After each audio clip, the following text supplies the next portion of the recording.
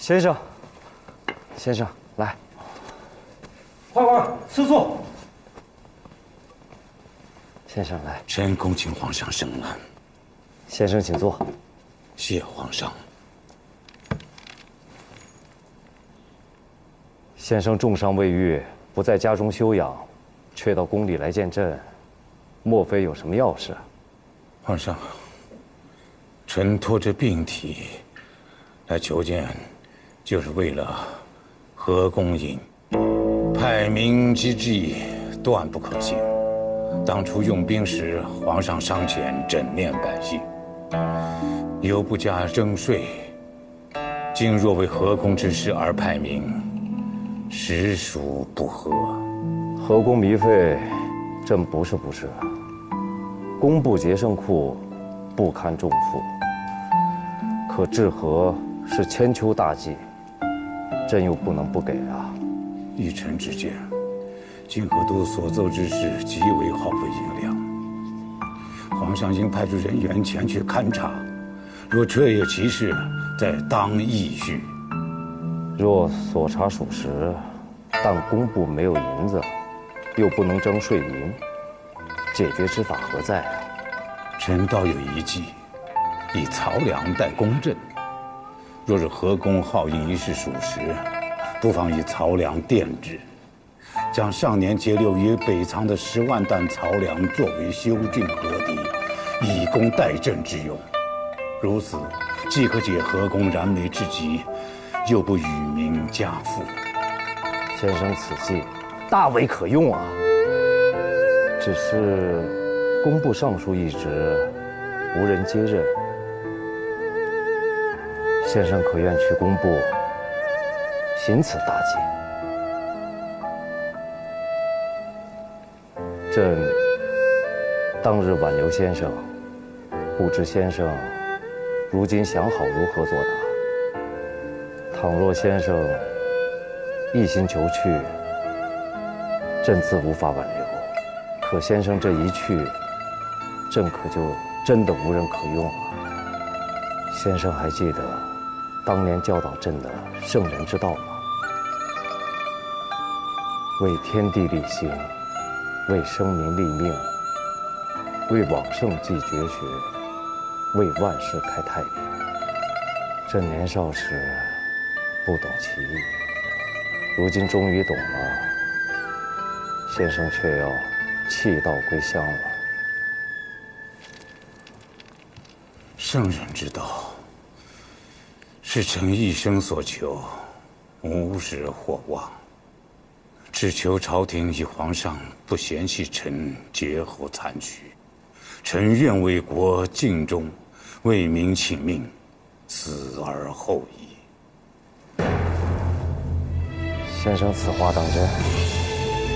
臣岂敢妄言欺君？好，朕马上下一道圣旨，让先生出任工部尚书，工部之事，朕就托付给先生你了。是爹，娘，爹回来了。爹慢点。啊，回来了，怎么样啊？慢点。爹，你可是进宫去见皇上了？你是去辞官了？那我们什么时候能回山西啊？你说话呀！你每次不说。好了，别说了。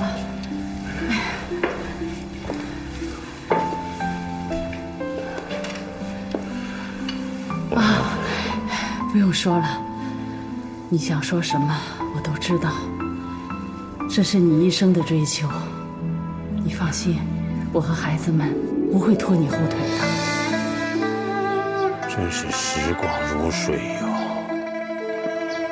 当日我到任的情景，现在还历历在目。转眼间就要离开此地了。学生跟随老师多年，您这一离开督察院，我这心里也空落落的。如今你已经是名震朝廷的铁骨义士，完全能够独当一面了。有我没有我都一样。老师，皇上已经任命刑部侍郎福伦为新任的左都御史。听说福伦大人为官清正，希望他能像老师一样，不辜负朝廷天宪的使命啊。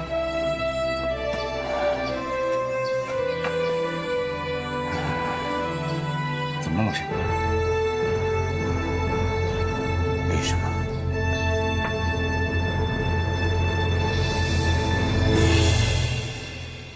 曹梁代公镇一事，如今甚为顺利，工部与河工的矛盾总算解决了。看来朕当初让先生去工部是对的，只有先生能将工部这烂摊子整治得清清爽爽、明明白白。皇上谬赞。先生是受过重伤之人，工部之事又极其操劳，定要保重身体啊。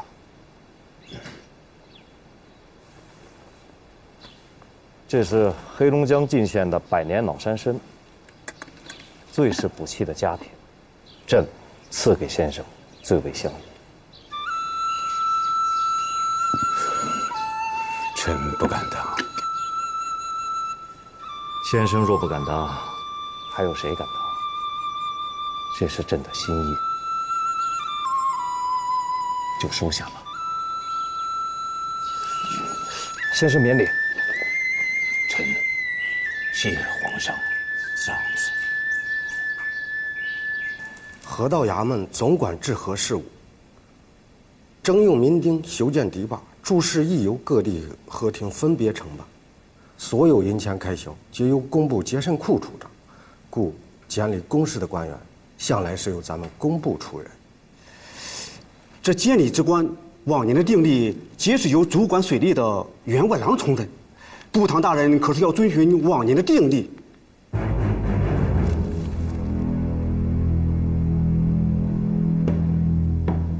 工部主事黄思进奉命参加部堂大人，二位侍郎大人。本院应命黄思进前往河道，监理公事。你们意下如何？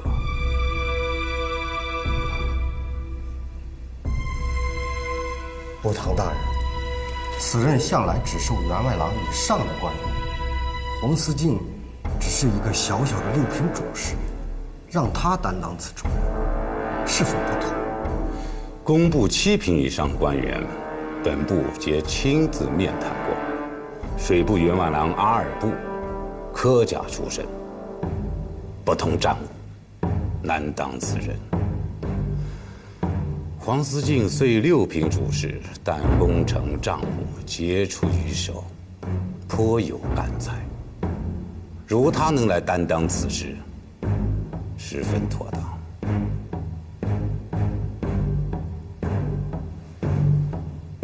大人所虑甚是。谢大人。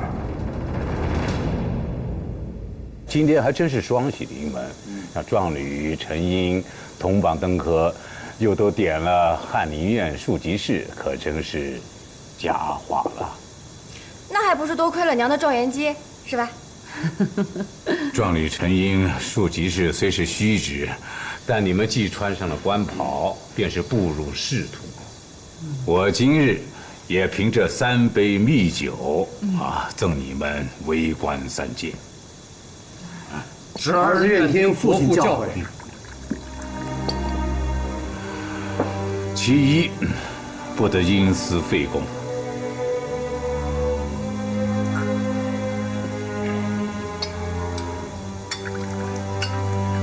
其二，不得追逐权位；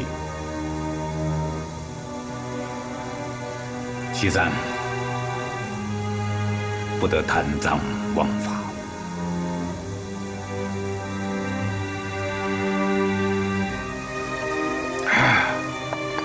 儿子谨记。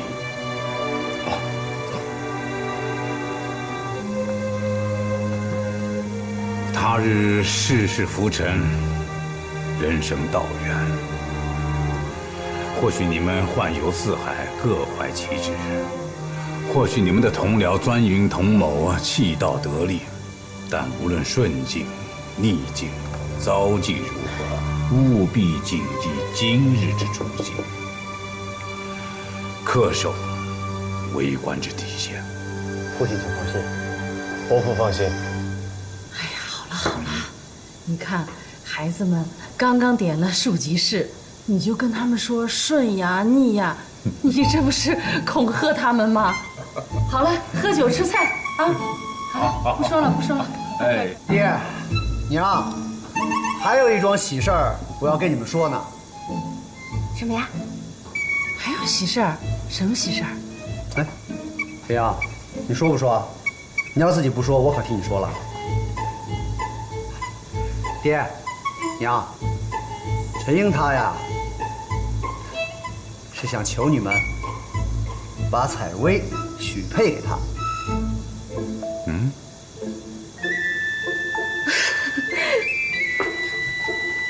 哎，采薇。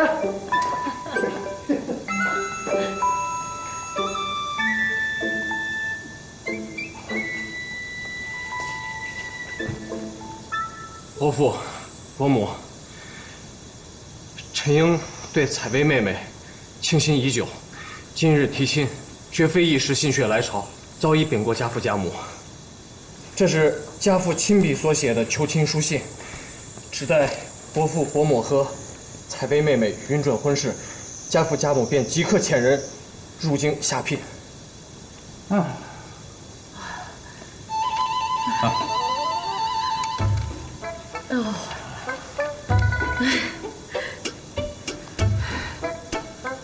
哦，采薇，这可是你的终身大事，我和你爹啊，还要看你的意思。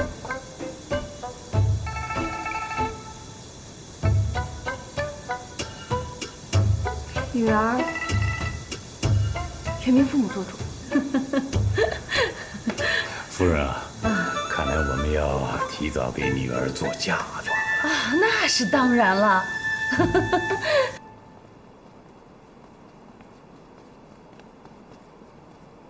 陈廷敬奉诏觐见，恭请皇上圣安。起来吧。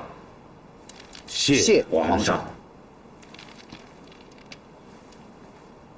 先生可曾记得朕当日许的承诺？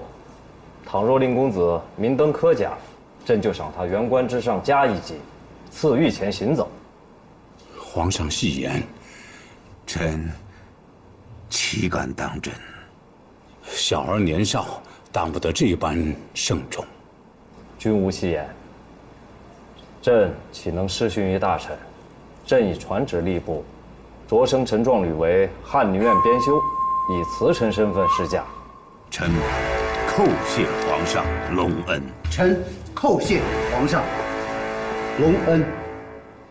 当日容若随侍朕左右时，已就你这般年纪，转眼之间，真是物是人非啊！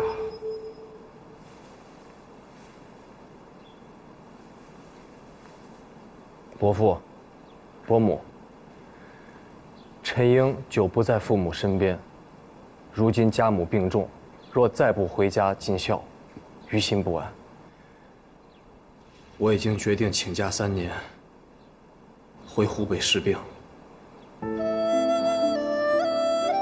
你孝心可嘉，你父母有子如此，老来看危。明天我就给你收拾行李啊。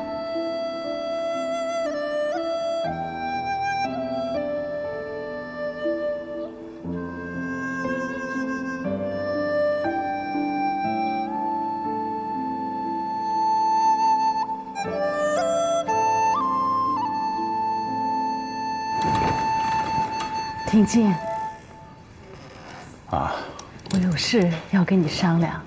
啊。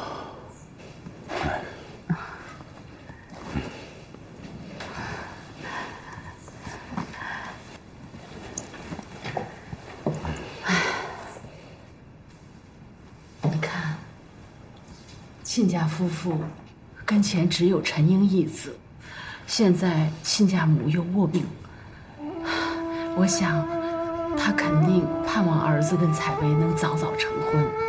我看采薇和陈英也依依不舍的，倒不如……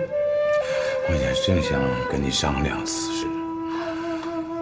当年陈家遇事时，陈英到处奔波，不辞劳苦。如今张家遇事，陈家不能不顾，让他们这对小儿女早日完婚，采薇也好与陈英共赴湖北尽孝。原来你也想到此处了，我还以为你舍不得采薇呢。舍不得是自然，可是为人父母的舍不得又如何呢？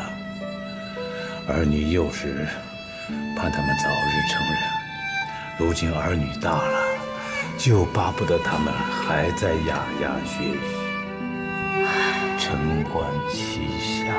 是啊。时辰已到，新娘子上花轿了。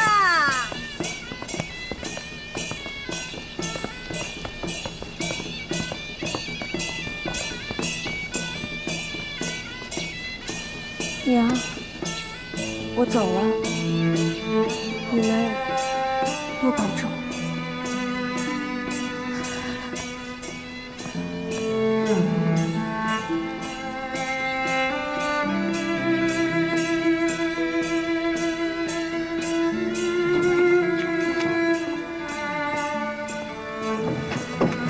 傅大人，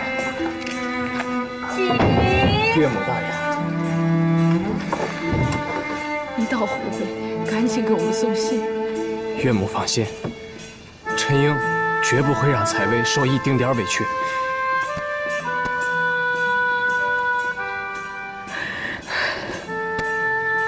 陈英，采薇可就交给你了。放心，哥。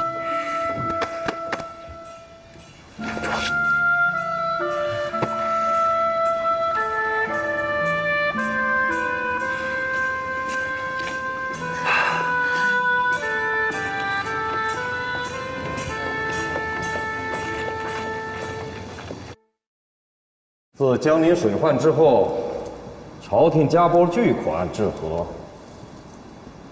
国库年年入不敷出，朕的宫中用度年年裁撤。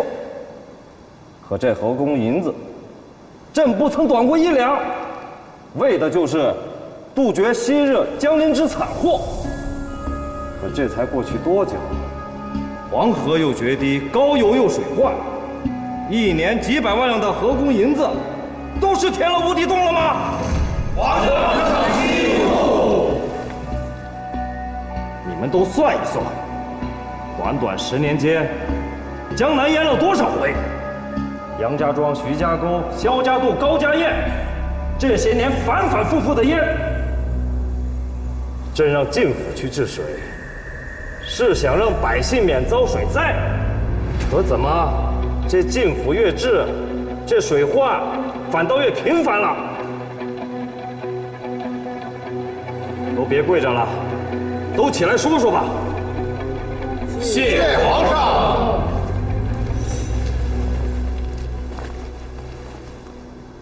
皇上，今年的雨水着实比往年多了些，除江南一带，广东、福建沿海一带灾情也不断出现。此乃天灾，非人所能控。今年雨水虽多，可都为小雨啊，降水量并未上涨。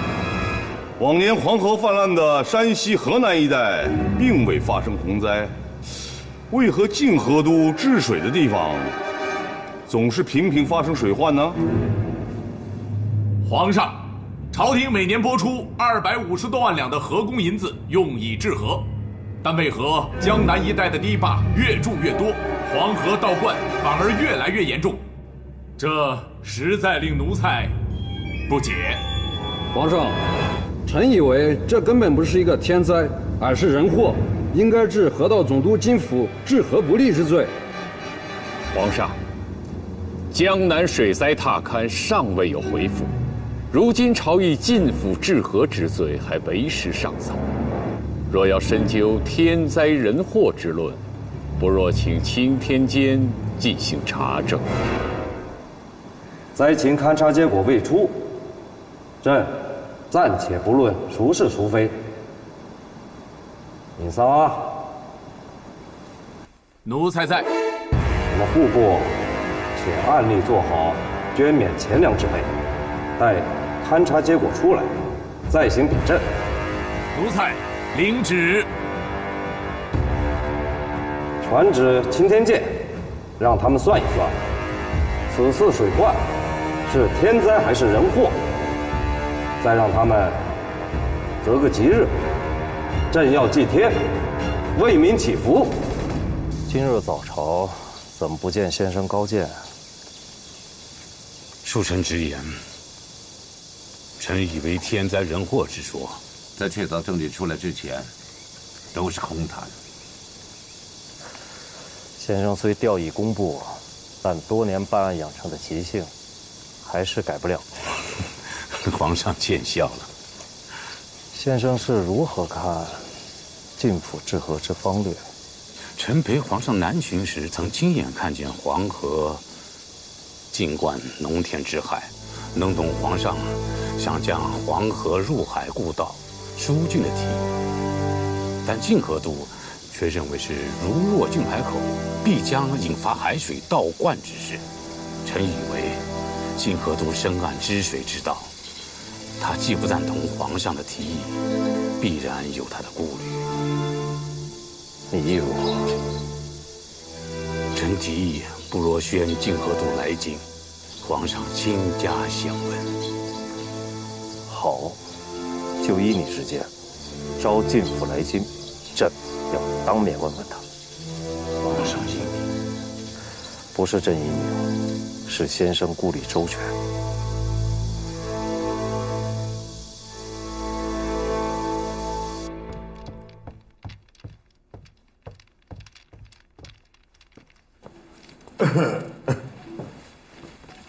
给大人请安。给了吧。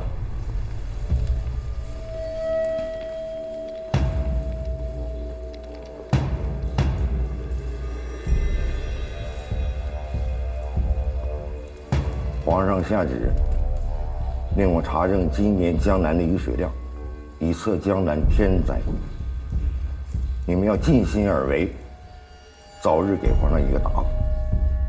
把高邮5年来的青雨路给我找出来。遵命，大人。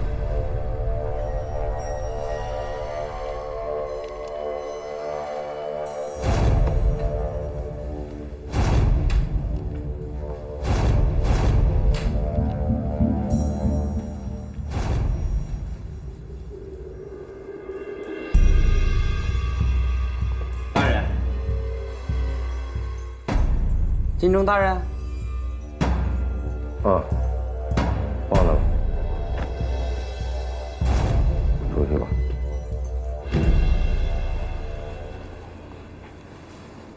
皇上，钦天监监正求见。让他进来吧。宣钦天监监正觐见。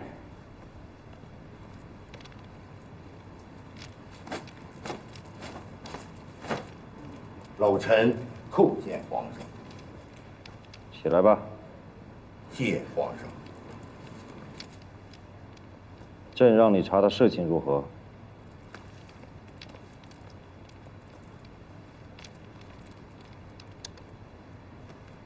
老臣结合江南往年雨水量分析所得，此乃天灾。确系天灾无误。确系无误。你退下吧。谢皇上。宣陈天监。这。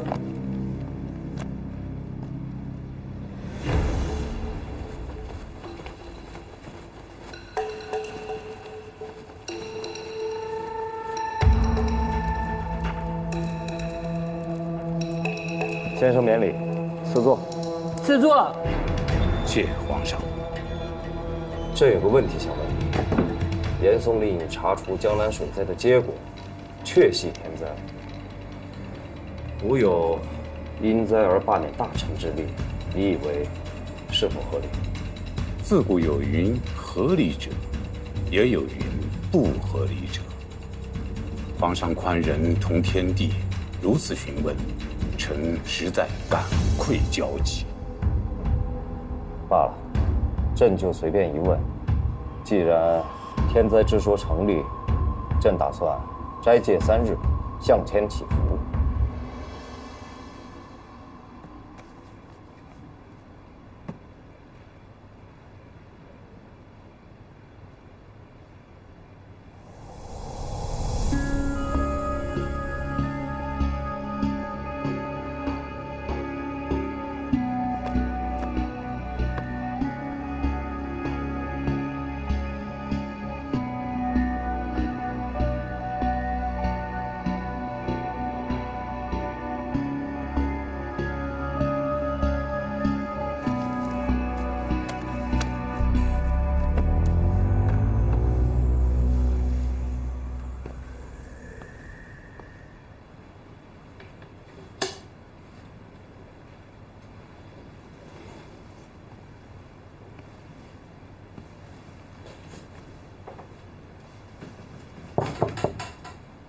兄长，哦，请进。来，还没睡呀？啊，陪我下棋，来。好，坐。来。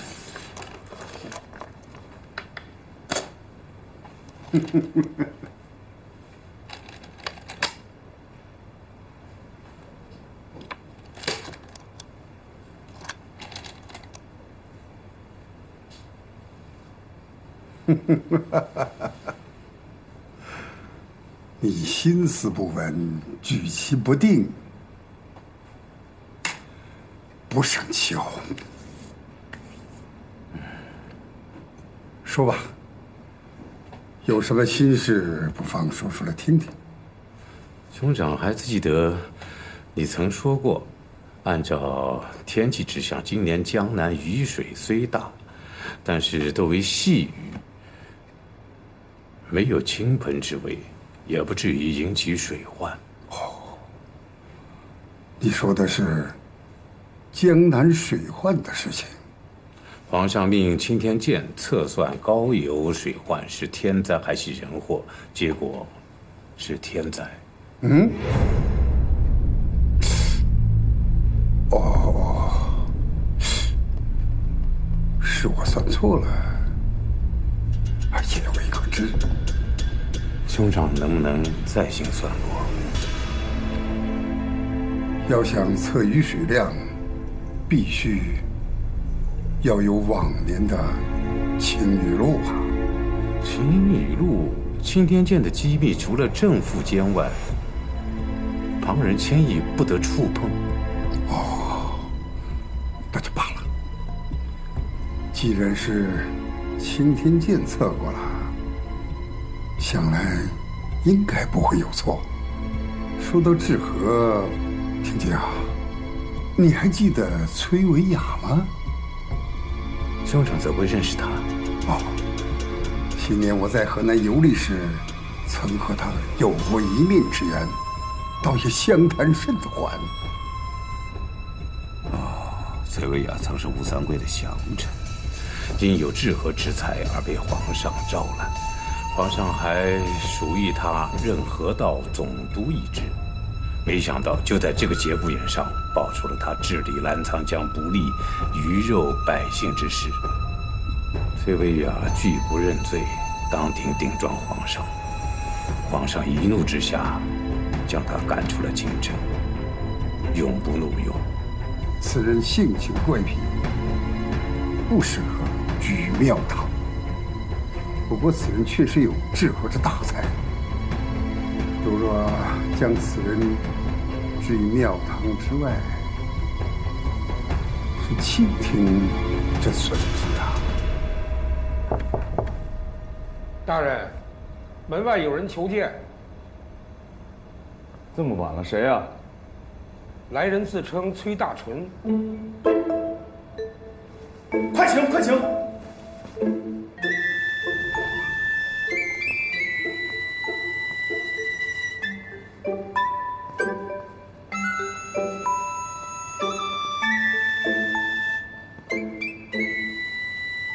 大纯先生，哟，瑞府，哎，行了行了行了，哎呀，快，咱屋里请，屋里请。看茶，来，先生请。哎，我是不请自到，真是打扰您了。哎，这5年前与先生一别，本以为再见不知何期，没想到今日重逢，晚生真是欣喜啊。哎，先生，你这是折煞晚生啊！小老儿有一不情之请，盼望瑞府能够施以援手。先生，您先请坐。如果瑞府能做到，赴汤蹈火在所不辞。这是一份治河方略，是我多年来行走黄河两岸与江淮运河之后所写，恳请瑞府帮小老儿转呈圣上。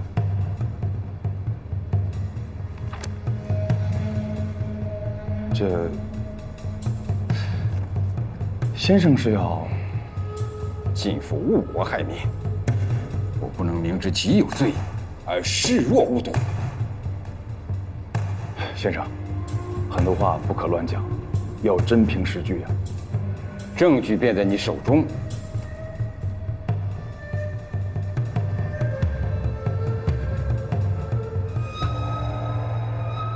先生，你且随我去见一人。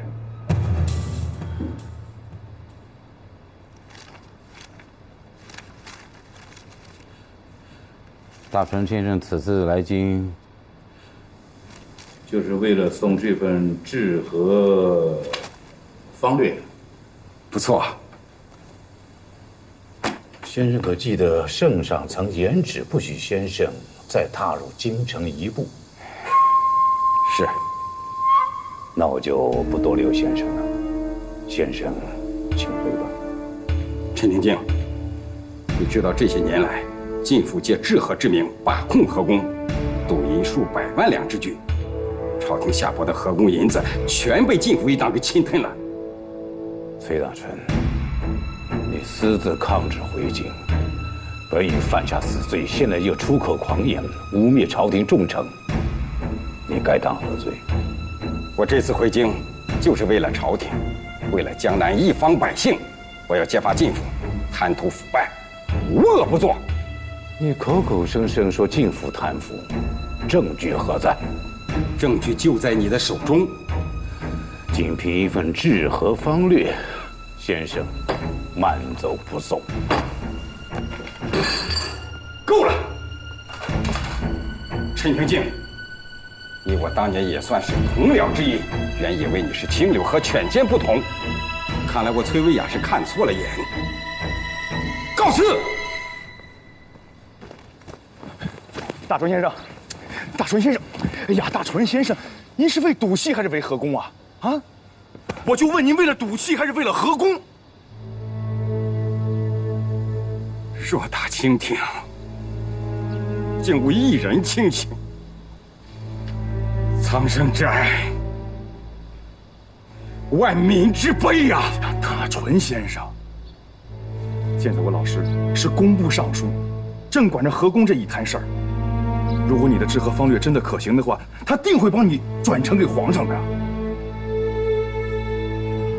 大纯先生，你听我一言，我们回屋去，好好说话。好了，走进屋。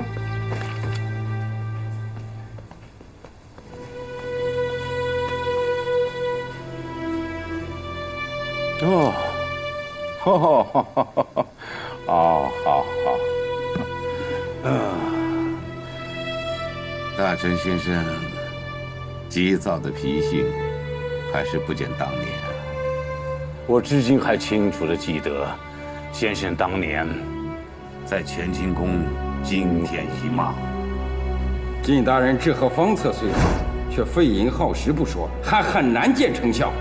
皇上，依臣愚见，为今之计，皇上，云南800里假期，两者并举，殊可经久无患。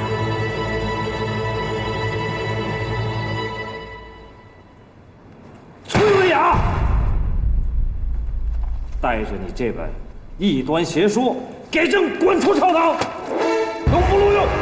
皇上，你这是做什么呀？臣究竟有什么错？拖下去，停战20。臣冤枉，冤枉，冤枉啊！阿弟，你个不知青红皂白的买门武夫，尚不入武三归，知人善任，再加20。且不论当年是非功过，先生公然咆哮朝堂，辱骂皇上，已是犯下了死罪。皇上仁慈，才饶了你一命。我原以为经过这么些年的历练，你的脾性已经改了，不想还是不减当年。先生性情确实耿直啊，怪只怪小老儿过于恃才傲物，才一直蹉跎多年，一无所成。不过当年我被逐出京后，趁回国云南仔细探查，我确实被人陷害，而陷害我的人正是当年的云南巡抚王继文。他为何陷害你？我们俩有旧冤仇。他当年攻打云南盗匪的时候久攻不克，曾试图挖开澜沧江淹民，被我强行阻止，导致的战事不利，被皇上申斥。从此我们俩便结下了冤仇。只是王继文已死，先生这冤也只能就此罢了。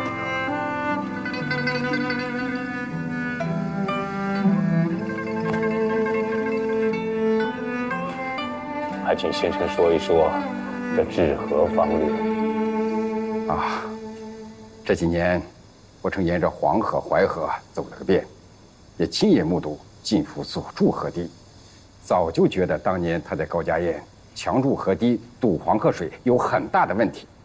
如今黄河水果然倒灌洪泽湖，河堤被摧毁，使高邮7州的百姓民房良田不言。那么先生这方略便能解黄河之危？还请陈步堂将小老儿的治河方略转呈圣上。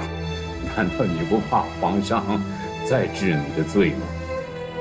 小老儿自需一片丹心，可照日月。皇上看到治河方略，如果仍听信奸人之言，治小老儿的罪，那小老儿便当天要灭我大清。至此，死心便罢。给大人请安。下官姗姗来迟，请步堂大人恕罪。是我来的突然，请监正大人谅解。大人想，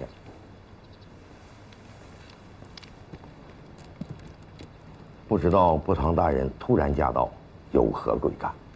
说来惭愧，我有一不情之请，来望监正大人成全。步堂大人请讲。我呢，近日好天文观象，想与你借晴雨录一观，不知可否？不可。晴雨录乃青天剑秘档，项不外泄，望步堂大人理解。既然如此，就不打搅了。恭送步堂大人。